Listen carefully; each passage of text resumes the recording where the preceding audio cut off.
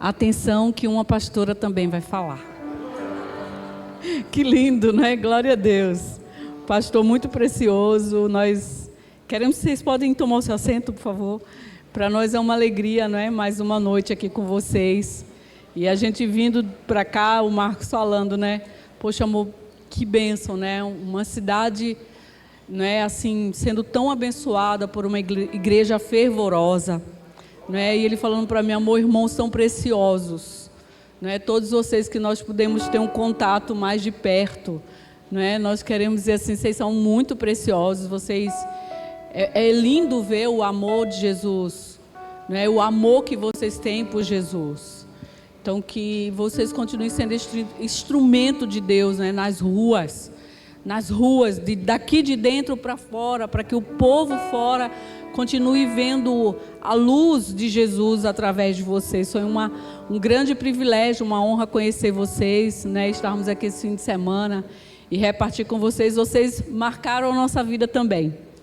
Viu? Em nome de Jesus, que Deus abençoe e, se Deus quiser, até breve, em nome de Jesus.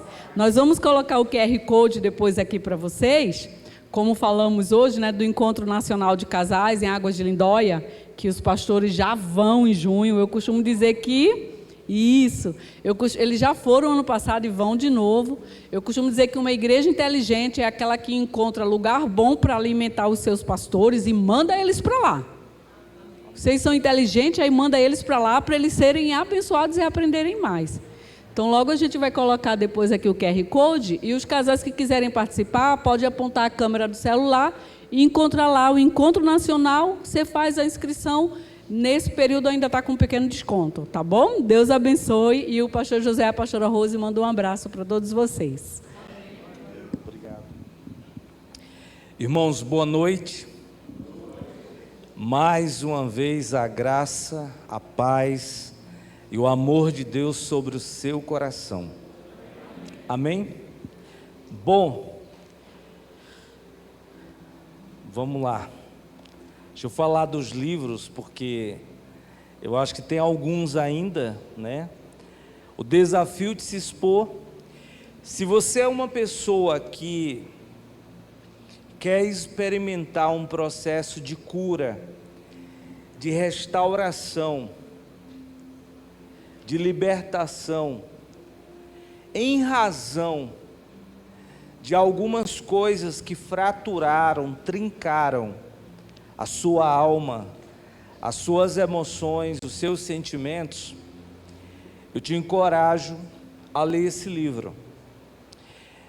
Porque esse livro, ele vai te ajudar a você aprender a quebrar o silêncio e jogar para fora aquilo que de repente está até adoecendo a sua vida. Eu costumo dizer que quando a boca cala, o corpo adoece. Então, muitas vezes nós temos adoecido mentalmente e emocionalmente, porque temos calado. E como Davi mesmo disse, enquanto calei, meus ossos envelheceram, havia um constante gemido e a tua mão pesava sobre mim todos os dias. O primeiro capítulo desse livro fala por trás das árvores. Por quê? Porque Adão, quando ele fracassa no jardim, ele não sabe lidar com o seu pecado, e a voz de Deus chega no jardim para encontrar o homem onde ele, Deus, o havia deixado. O que esse homem faz? Ele vai se esconder. Só que esse homem, ele não tinha uma pessoa anterior a ele para modelar. Mas de uma forma instintiva, o que o homem aprendeu? O homem aprendeu que quando você não lida com seus fracassos, com suas desventuras, você se esconde. E de lá para cá o ser humano aprendeu isso. O ser humano aprendeu que quando não se sabe lidar com...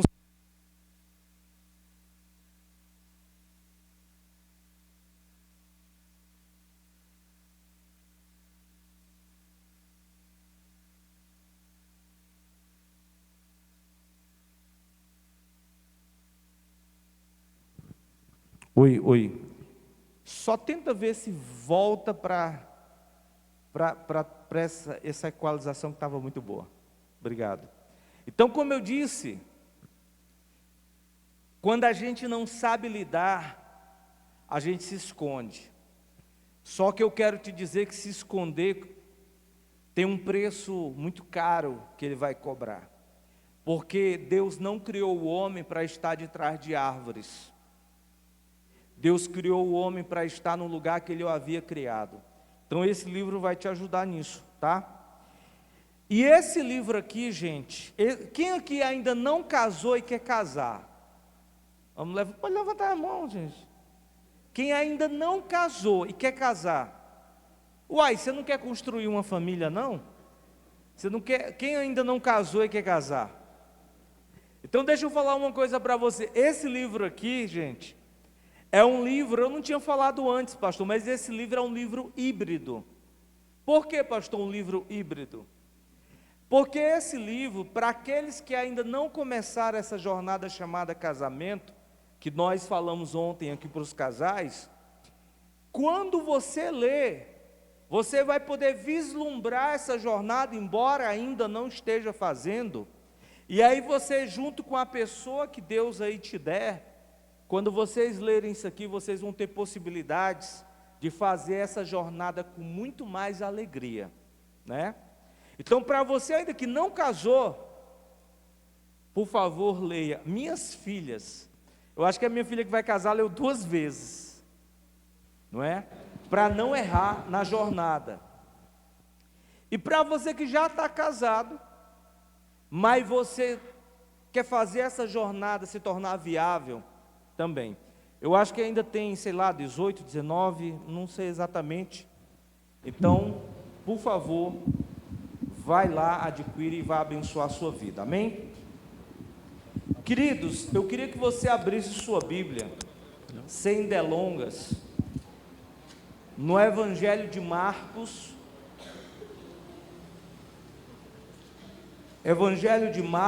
capítulo 6,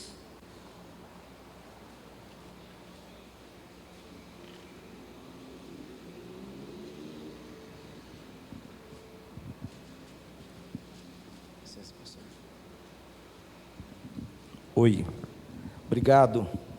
A partir do verso 45, Evangelho de Marcos, capítulo 6, a partir do verso 45, um texto imensamente conhecido, não é verdade? Mas eu tenho algo aqui para dividir com o seu coração, amém? Tá. Eu vou ler o texto, e eu vou ler um pouco devagar para você entender aqui o que está acontecendo, para você entender aqui o cenário, amém? Todos encontraram?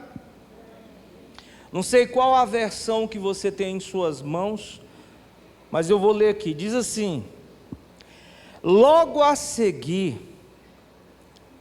compeliu Jesus os seus discípulos a embarcar e passar adiante para o outro lado, a Betsaida, enquanto ele despedia a multidão.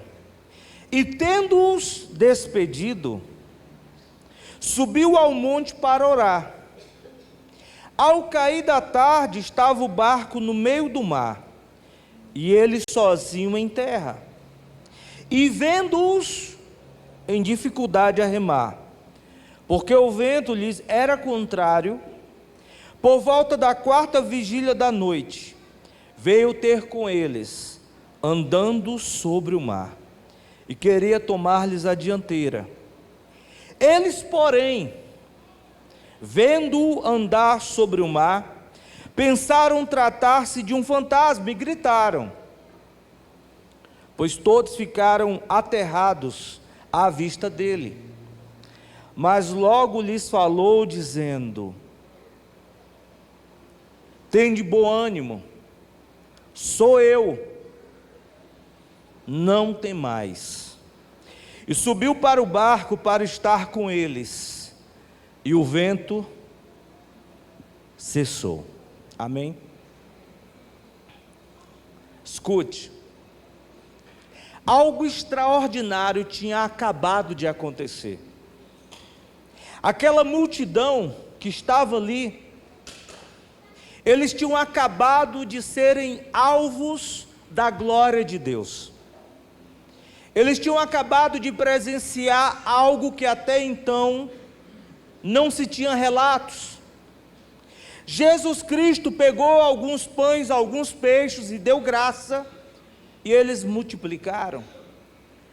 A glória de Deus tomou aquele lugar, e aquelas pessoas, elas estavam embebecidas de algo sobrenatural, poderoso, que tinha acabado de acontecer.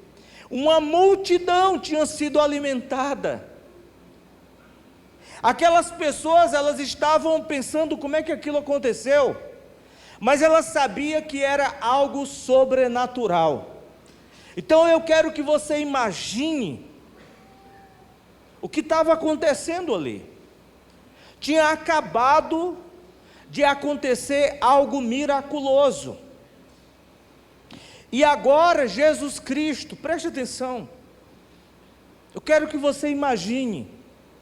E agora Jesus Cristo, após esse momento, as pessoas ainda tomadas da glória de Deus que havia se manifestado poderosamente ali, Jesus Cristo se dirige para os seus apóstolos, para os seus discípulos e dá um comando para eles.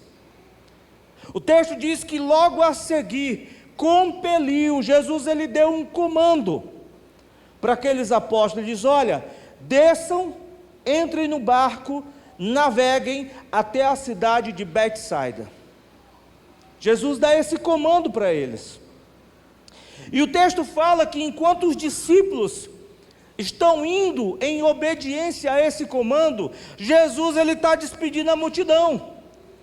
Então eu quero que você imagine Jesus apertando a mão, abraçando, despedindo uma grande multidão. Enquanto Jesus despedia a multidão, a tarde estava chegando, o sol estava baixando. Quem está comigo aqui, gente? O sol está começando a se pôr, e Jesus está despedindo a multidão, e a multidão está indo. Aqueles apóstolos começaram a navegar, Jesus despedindo a multidão e a multidão indo embora. E aí o texto vai dizer que agora Jesus fica sozinho em terra, a multidão foi embora e os apóstolos estão navegando.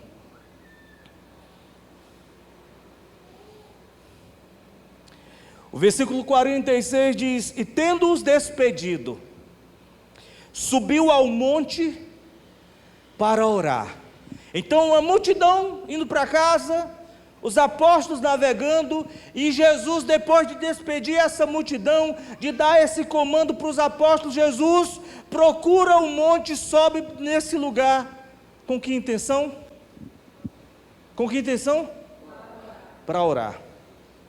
Eu quero que vocês imaginem.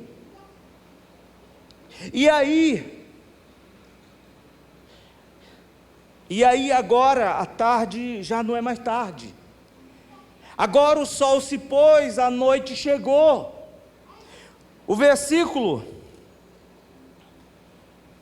47 diz: ao cair da tarde. Eu não comecei ainda não, viu, irmão? Quando eu começar eu te aviso. Eu só quero que você venha comigo para você prestar atenção nessas cenas. Eu quero provocar imagens dentro da sua cabeça, para fazer sentido o que eu quero dizer para você nessa noite. Amém? Então o versículo 47 diz: ao cair da tarde, estava o barco onde? No meio do mar. E ele, sozinho em terra, ele estava lá no monte orando. Agora escute, aquele lago de Genezaré, ou mar da Galileia, dependendo em que ponto você estivesse dele, ele tinha um nome.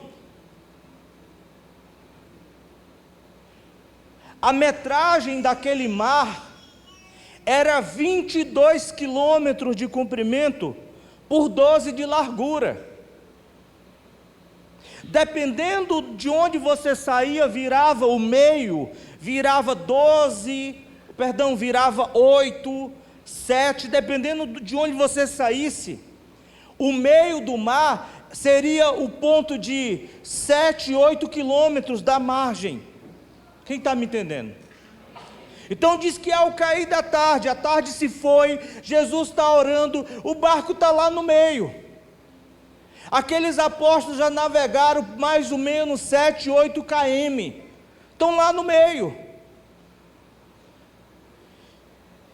E aí o texto vai dizer, o versículo 48, o texto vai dizer, e vendo-os, eles estão lá no meio, a multidão já foi embora, Jesus está em cima do monte orando, e aí o versículo 48 vai dizer, e vendo-os em dificuldade a remar, porque o vento lhes era contrário, por volta da 4ª vigília da noite, veio ter com eles, andando sobre o mar. De repente,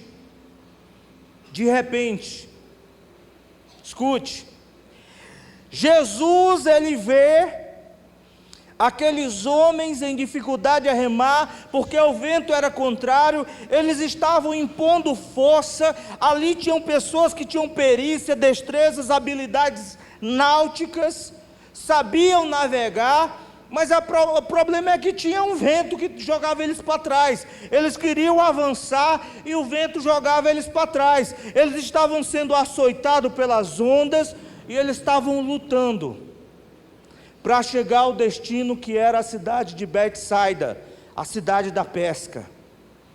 E Jesus está vendo eles em dificuldade a remar, mas só na 4ª vigília da noite, Jesus foi ter com eles.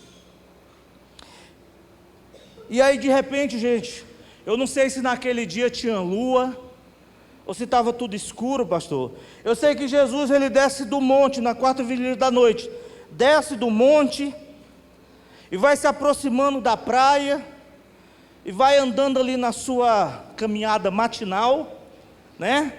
Ele vai andando na areia, e ele vai se aproximando ali daquelas marolas ali, e as ondas pequenas vão tocando seus pés, e ele começa a entrar dentro da água, irmão.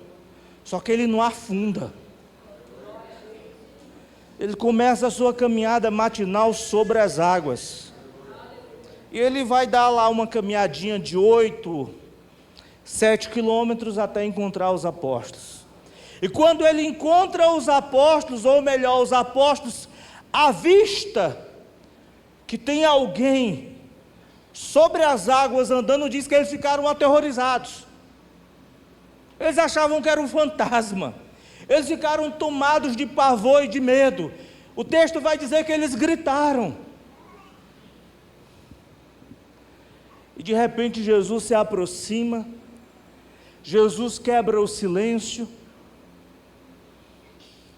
e a primeira palavra que Jesus diz para eles é: tende bom ânimo, sou eu, não tem mais. Aqui eu começo. Deixa eu dizer uma coisa para você: o seu milagre vai te encontrar no lugar que Deus te ordenou para ir.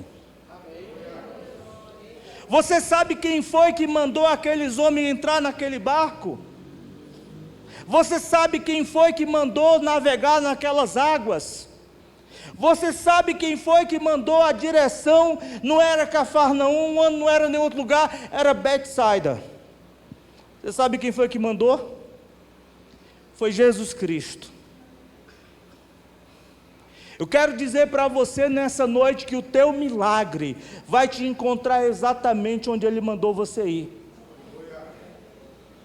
A primeira coisa que eu quero dizer para você é que eu não sei o barco que você entrou, mas se foi o Senhor que mandou você entrar, pode ter certeza, As coisas podem ficar ruins, os ventos podem ser contrários, você pode ter adversidades, intemperança, as ondas da vida podem te açoitar, mas se é o barco que Ele mandou você entrar, Ele vai te encontrar. Ele vai te encontrar. Eu não sei como é o nome das águas que você está navegando. Eu não sei se as águas chamam família, casamento, filhos, negócios, business. Eu não sei. Se é a sua saúde, eu não sei que águas você navega. Mas eu sei que se foi Ele que mandou, o teu milagre vai te encontrar. Quem está me entendendo? Ah, pastor, aqui tem um problema. Porque nós acreditamos, irmãos, abra os seus ouvidos nessa noite. Nós acreditamos que tudo que vem da parte do Senhor tem que dar certo. Ah, não. Se foi o Senhor que disse, vai dar tudo certo, porque tudo que é de Deus dá certo. Ei, como é que é? Como assim? E o que quer dizer vai dar certo? Porque nem tudo que o Senhor diz para você fazer, quer dizer que vai ser fácil ser feito. Quer dizer que você não vai ter oposição. Ou ao contrário disso, não quer dizer que porque tem ventos, porque tem oposição, porque as circunstâncias são adversas e contrárias, não quer dizer que não é do Senhor. Tinha ventos contrários. Tinha ondas que espancavam aquele barco, eles estavam indo a pique, eles poderiam ter naufragado, mas quem foi que mandou eles ir? Agora imagine, eles estão lá dentro do barco, gente, será que a gente ouviu mesmo certo? Será que Ele não mandou a gente ir para outro lugar?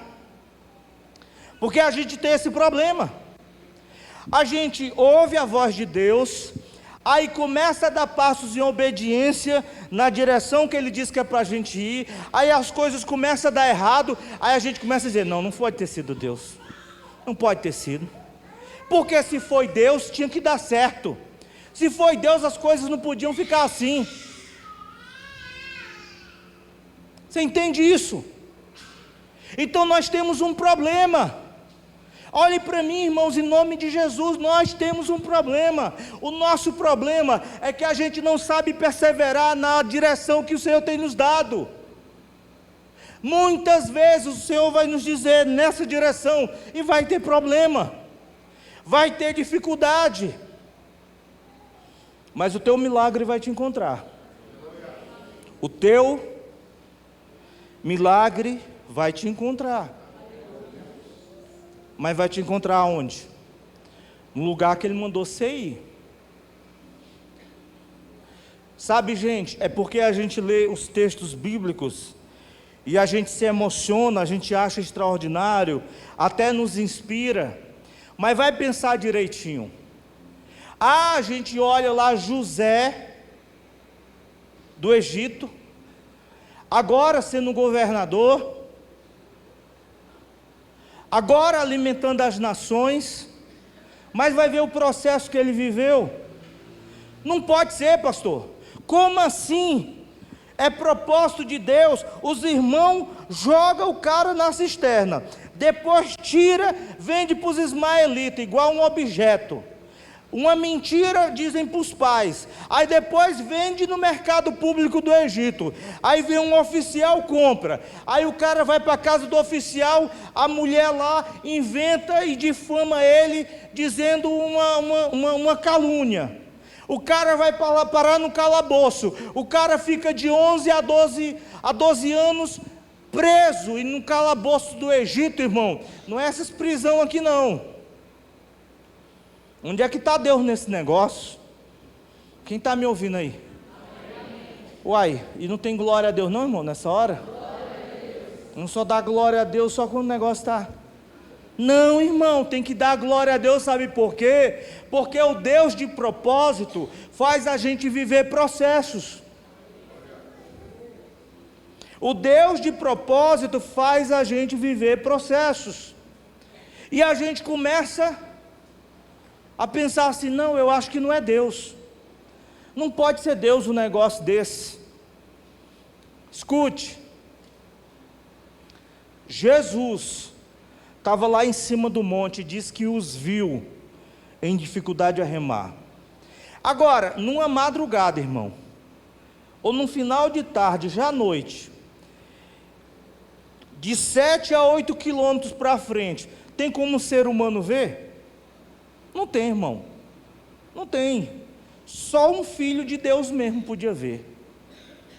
Não é verdade? A primeira coisa também que eu quero dizer para você, que fique claro, que aquele que te mandou, aquele que te ordenou, aquele que te deu a direção, é o Deus que sabe exatamente a condição que você se encontra. O texto fala que ele os viu, e os viu como? Os viu na real condição que eles se encontravam, em dificuldade a remar, porque o vento era contrário. Você está achando que Deus não sabe quem você é?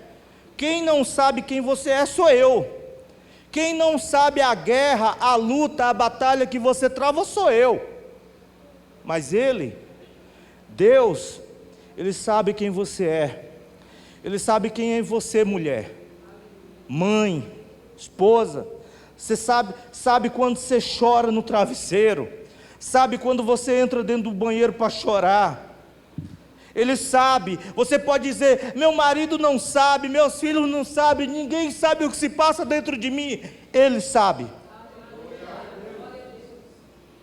Ele sabe. Ele não só vê você, mas Ele vê você exatamente na condição que você se encontra. O texto diz que Ele os viu. Aí você fica pensando: será que Deus está me vendo? Será que Deus percebe o que está se passando dentro de mim? Será que Deus está vendo essa injustiça? Será que Deus está vendo isso que está acontecendo? Claro que Ele está vendo. Claro que Ele está vendo. Ele vê e sabe exatamente o que está se passando com você. Ah, pastor, mas foi Ele que mandou. Foi o próprio Jesus que mandou os apóstolos entrar naquele barco, navegar aquelas águas e ir naquela direção. Irmão, o problema, abra seus ouvidos nessa noite, o problema não são os ventos, o problema não são as ondas, o problema não é a contrariedade, o problema é se você está no barco errado. O problema é se você está navegando nas águas erradas e indo na direção errada, porque se você estiver no barco que Ele mandou você entrar, navegando nas águas que Ele mandou você navegar, e indo na direção que Ele disse que é para você ir, acredite, o teu milagre vai te encontrar. Agora, pastor, o problema é que nós temos um problema, que é redundante, né? É que nós, quando começa a chapa esquentar, como diz o carioca, quando o negócio começa a desandar, quando as coisas começam realmente a ficar difíceis, nós queremos ser salvos imediatamente. Ei, o texto diz que ao cair da tarde, Ele viu aqueles apóstolos em dificuldade a remar, porque o vento era contrário. Mas só na quarta vigília da noite foi que Ele foi. Esse é o nosso problema. A gente quer que Ele venha nos socorrer imediatamente. Não. Eu não sei que hora vai ser a quarta vigília da noite para você, mas de uma coisa eu sei: se você estiver no barco certo, navegando as águas certas que Ele mandou, indo na direção certa, eu não sei em que hora vai ser, mas eu sei, Ele vai te encontrar. Ei, Ele vai te encontrar no endereço que mandou você ir. Amém? Ele não só vê você, mas Ele sabe a condição que você está. E sabe o que é mais interessante? O nosso Deus, Ele não é passivo. O nosso Deus não é aquele que só toma conhecimento das nossas realidades e diz, nossa, que pena, né? Que dó, olha o bichinho, meu Deus, que pena, olha. Não, o nosso Deus não é passivo. O nosso Deus toma conhecimento, sabe o que se passa conosco, mas Ele não fica passivo, Ele vem ao nosso encontro. Ele vem ao nosso encontro. Na quarta vigília da noite, o texto diz que Ele foi encontrar aquele pessoal lá. Agora, sabe o que é interessante? É que o jeito que Ele vem, pastor, não é o nosso jeito. Porque, pastor, quando eu estou na prova, você não, porque você é outro nível de adoração, mas quando eu estou na prova, eu sou dos réus mortais, mas quando eu estou na prova, pastor, aí eu fico dando ideia para Deus, eu fico falando assim, já pensou, Deus? Já pensou se o Senhor usasse fulano, hein? Para me abençoar, aquela conta lá que eu tenho que pagar. Já pensou, Deus, se eu acordasse de manhã e tivesse lá um Pix? Já pensou, Deus? Se de repente alguém liga, olha, eu não sei quem você é, mas aí você fica dando ideia para Deus, né? Aí você fala assim, Deus, é o seguinte, lá no meu trabalho, Deus, é uma besteirinha de nada, é só o Senhor fazer um ajustezinho assim, no coração do meu patrão. Deus, é bobagem assim, Deus, olha, o Senhor não vai ter dificuldade nenhuma, é uma bobagemzinha assim, ó, lá com meu marido, no meu patrão, não sei o quê, aí Deus, o Senhor vai me livrar. É interessante, né, irmão? Na teologia a gente fala que quando a gente quer usar realidades humanas para Deus, a gente chama isso os aspectos antropomórficos, né? A gente fica querendo atribuir a Deus coisas que são realidades humanas, a gente acha que Deus é gente, humano. Ei, irmão, Deus está em luz inacessível. Ele é o Criador dos céus e da terra, sustentador da vida. Aí você fica querendo dar ideia, não, Deus, é só assim como se Deus tivesse dificuldade de fazer. Aí você fica assim como se você estivesse falando com uma pessoa, fulano, ó, você não vai ter muita dificuldade não, eu queria que você me desse aí uma ideia, uma ajuda, mas ó, a ajuda que eu estou te pedindo, é facinho você fazer. A gente fica tratando Deus desse jeito, achando que existe alguma coisa grande para Deus.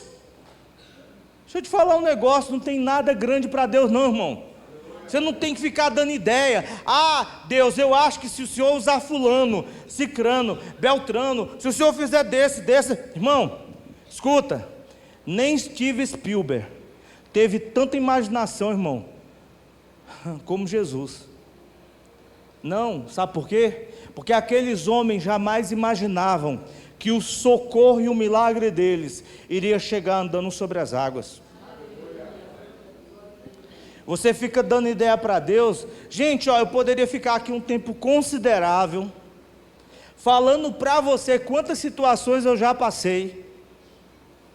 E eu achava que Deus ia vir por aqui, Deus vinha por ali.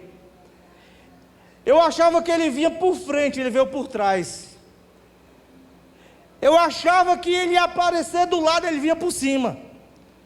Irmão, Deus em Cristo, o teu milagre vai chegar e você não vai nem imaginar como. E quem está falando é quem já provou isso, e eu não sou melhor do que ninguém não. Pelo contrário. Eu quero dizer para você que você não precisa dar muita ideia para Deus não. Deus sabe o que você precisa. Deus sabe o que acontece com você. Deus sabe o jeito de ir ao seu encontro. Ele sabe. Ele espera que você faça a sua parte. Mas a parte dele, não se preocupa não, irmão, não precisa dar ideia para ele não. Pode deixar. Pode deixar que ele sabe como fazer. E naquele dia ele foi andando sobre as águas. O milagre foi encontrar aqueles homens. Sabe por quê? Porque o Deus que te vê, o Deus que sabe o que se passa com você, Ele não é passivo, Ele se desloca em sua direção. Ele se desloca em direção ao seu problema, à sua causa, à sua guerra, à sua batalha. Vamos dar um glória a Deus mais para animar o pregador, irmão. Estou quase pentecostal hoje. Não, irmão, eu sou pentecostal, pastor. Queridos, escute. O texto diz que o Senhor, andando sobre as águas, queria tomar a dianteira. Sabe o que tudo que o Senhor quer é tomar a sua dianteira, meu irmão. A dianteira aí do seu casamento, a dianteira aí da sua vida com sua família, a dianteira dos seus negócios. Tudo que Ele quer é que você e tudo que você tem vá para as mãos dEle. É isso. Porque, irmão, toda vez que eu tentei fazer do meu jeito, só deu errado. Porque o nosso jeito é o jeito errado. Mas o jeito de Deus, irmãos, é o divino, é o santo, é o extraordinário.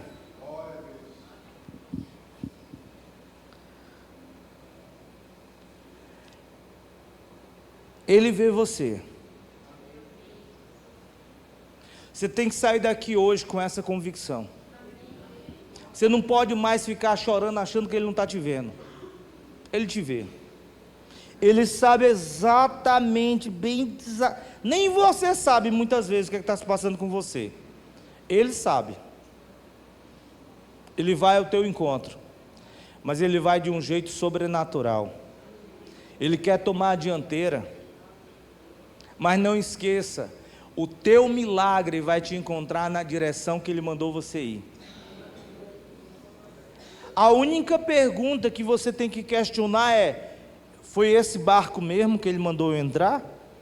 Foi essas águas mesmo que Ele mandou eu navegar? Foi nessa direção mesmo que Ele mandou eu ir? Foi. O pau pode quebrar, irmão. Se você está no barco certo, navegando nas águas certas, na direção certa, deixa tudo acontecer. O teu milagre vai te encontrar.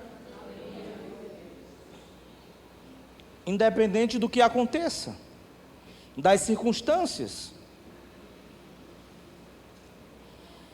Quando Jesus encontrou aqueles homens, e eles ficaram apavorados, sabe o que Jesus disse para eles? Jesus disse: tem de bom ânimo, sou eu. Sabe o que Jesus quer dizer para você hoje? Nesse barquinho que você está aí navegando, na direção que você está indo, você sabe o que Jesus quer dizer para você hoje? Sou eu. Foi eu que mandei. Ei, sou eu. Sou eu que mandei você ir nessa direção. Continua, persevera, fica firme. Porque sou eu. Foi o que ele disse. Mesmo diante do que estava acontecendo. Imagina, irmão, as águas, o vento, eles lá lutando lá com tudo, e Jesus lá em pé, irmão, sobre as águas. Gente, e tudo, e ele, sou eu. Ei, irmão, eu sei que o negócio está um vendaval, né? Eu sei que o negócio parece que está tudo virado, né?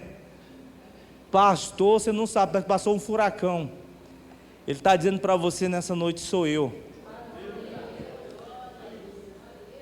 Sou eu. Não tem mais. Não tem mais.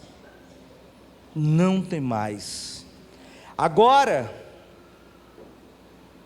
eu preciso fazer só um contraponto para finalizar. Não tenho pretensão nenhuma de falar aqui, porque eu quero só falar o que o Senhor mandou eu falar. Escute. Agora, se porventura você descobrir que está no meio do mar, navegando nas águas, que eu não sei, mas está no barco errado. E aí, pastor, estou no barco errado, o que é que eu faço? Eu estou percebendo que todo esse vendaval, que todas essas dificuldades, que todos esses problemas que estão acontecendo comigo, não é propósito de Deus não, pastor, é porque eu entrei no barco errado, eu tomei decisões erradas, eu estou indo na direção errada. Quem está me entendendo, irmão? Se você está nessa condição, eu queria te encorajar a fazer o seguinte: pula do barco. Pastor, você é doido? Eu pular do barco eu vou morrer. Vai não, porque aquele que está fora do barco vai te segurar igual segurou Pedro.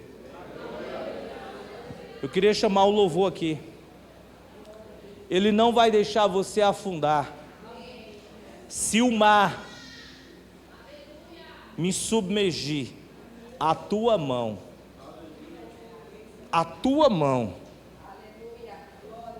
quem crê nisso aí, irmão?